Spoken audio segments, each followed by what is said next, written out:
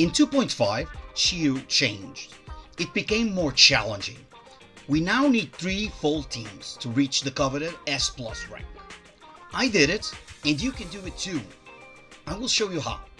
My name is Basic, and today we're fixing all of the small mistakes that are stopping you from clearing endgame. Players think if I have strong characters, that means I should get an S rank. But that is only part of the story. Many factors go into achieving a good clear. Some are obvious, and in this video I'm assuming them to be true. That your characters are leveled to 60. All important skills are at 11 or 12.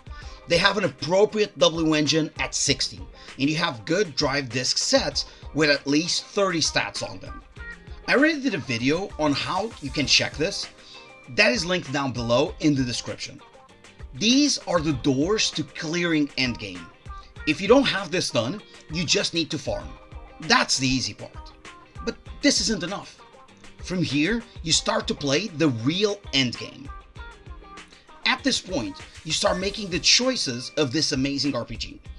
Let's start at the beginning. Make your teams. This includes, in no special order, double anomaly support, attacker stun support, rupture stun support, and anomaly attacker or rupture with double support. These are all viable 3-man team compositions. They aren't exclusive, since there are exceptions for Orphe, Seed, Yugo, who break the standard teams. But if you have them, you know what to do. After you have your teams, this should be easy, but here is where the problem usually shows up. You now open the endgame of choice, and you look at the boss, and it says some things. They seem obvious, but they really aren't. The first thing you need to check is what special restrictions the boss has. For example, Bringer takes increased anomaly damage and gets extra freeze. The Defiler is resistant to anomaly, and the Troll has a whole phase where stagger doesn't increase. This isn't an exhaustive list, so you do need to read up when new bosses come around. Make sure you know what you should be using against each boss, so remember to read the enemy details. Only after that should you look at the element. This is the last knob before you enter the fight. These are not things you can wing. Early on, the game will not punish you for it, but later on, you will feel it.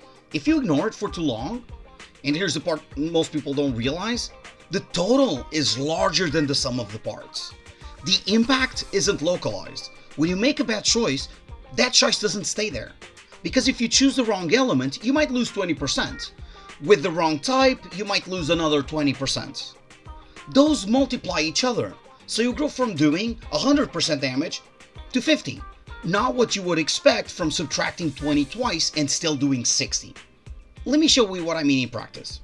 This run right here, the highlighted one, this is the problem team. All 3 of my teams had stunners.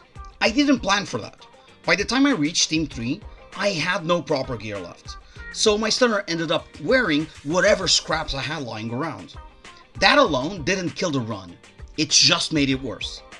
Everything else was correct. Matchups, elements, rotations, so the run still worked. I needed 25,000 points here. I got 25,866. That's not a clean win. That's a barely survived win. Same thing with the total score. I needed 100k.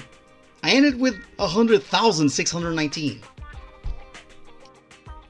Shiyu introduces some more variables we need to account for. 2 that I want to focus on since they are so important. The first is the point system. It isn't unfair, but it does favor specific formations. If you can't do your big hits inside of the first minute, your score falls off a cliff. So even if your normal damage is higher, by doing a slower rotation, you need to account for the point multiplier reduction. So next time you go in, remember, I need to get my damage in as fast as possible. The second critical component is that Shiyu has trash mobs.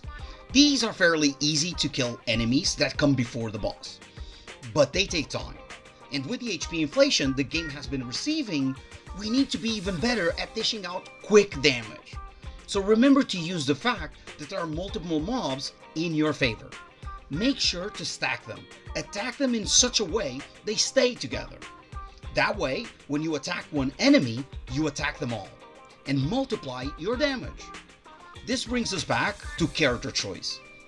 Sometimes the character that does a little less damage is the better option. Remember, you want to stack the trash mobs. Some characters do this for you, like Nicole. Others have such large AoE that even when they aren't close together, they still hit everyone, like Yanagi. This is important because some characters you are not considering now go up in value depending on the environment. This part is something players don't like, but we need to face it head on. Shill buffs exist, and we need to account for them. This means that if you are playing the current banner cycle characters, you get a massive uplift in damage. This doesn't mean you can't do it without them, but it does mean that if you're not using new characters, your characters need to be stronger to compensate for the lack of that buff. This part is very actionable, and implementing it can give you that extra boost. If a team is already doing more than enough score, consider switching some gear around. Sometimes losing 1,000 points on your best team can give you 5,000 points on another. The same is true for characters. Yes, Dylan is amazing on Ishwan, but if your Monato team isn't making the cut, try giving Jufufu to Ishwan and save Dylan for Monato. Teams aren't monoliths, they can be switched around, and different combinations result in different mixes of points. Sometimes moving characters around can be the difference between S and S+. None of these runs need to be perfect, and that's the point. Mistakes aren't game ending by themselves, they only become deadly when they stack. Perfection is not required, awareness is. Now, thanks for watching everyone, I'll be doing more of this content from now on. Still my usual lateral thinking, conceptual thinking is what I want to bring to you guys. Now, if you're still here, it means you like the content, so give it a like and consider subscribing. Tell me about the challenge you've been facing in endgame down below.